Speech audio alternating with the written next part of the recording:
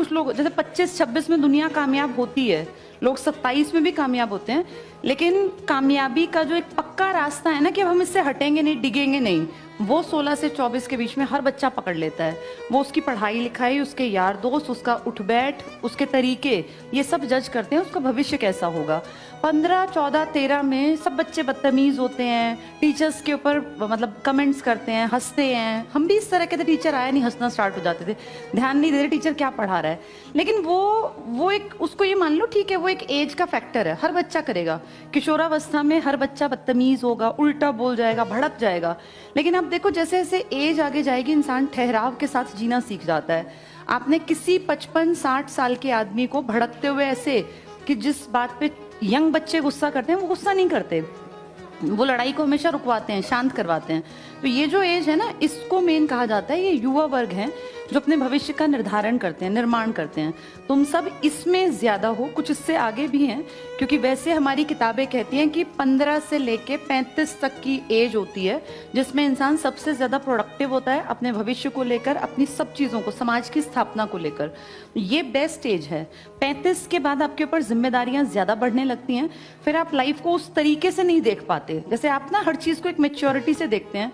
कोई भी आदमी देखो 40 साल का बहुत तेज बाइक नहीं भगाएगा, उसको लगता है यार मुझे अगर चोट लग गई तो मेरे बुजुर्ग माँ बाप को कौन संभालेगा, मेरे बच्चों का, मेरी वाइफ का ध्यान कौन रखेगा।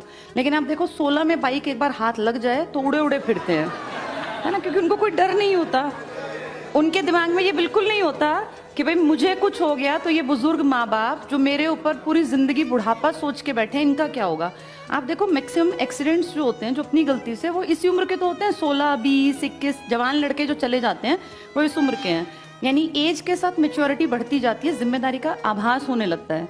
तो अब तुम जिस एज में हो ना, तुम उस एज में इनसे तो बहुत बड़े हो गए हो, अब तुम मैच्योरिटी की एज में आ गए हो कि तुम ये फील करो कि तुम्हारे ऊपर कितने लोग बैठे हैं, तुम्हारे माँ बाप जो बुजुर्ग हो गए। अब ये मान के चलो जो 45 से ऊपर है, 50, वो दूसरे पे ऊपर डिपेंड हो जाएगा अगले 10 साल में।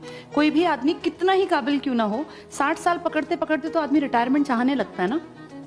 उसको लगता है भाई अब मेरा बेटा बेटी इतने काबिल हो कि ये संभाल ले। 60 के बाद भी किसी को कमाना पड़ रहा है तो ये उसकी अगली पीढ़ी के लिए शर्मनाक है कि भाई हम इतने काबिल क्यों नहीं बने कि हमारे बाप को 60 के बाद भी कमाना पड़ रहा है। ये हमारी कमी है अगर उनको 60 के बाद भी काम करना पड़े। तो 60 तक उनको बैठ के खिलाने के लिए तुम्हें बहुत काबिल बनना पड़ेगा।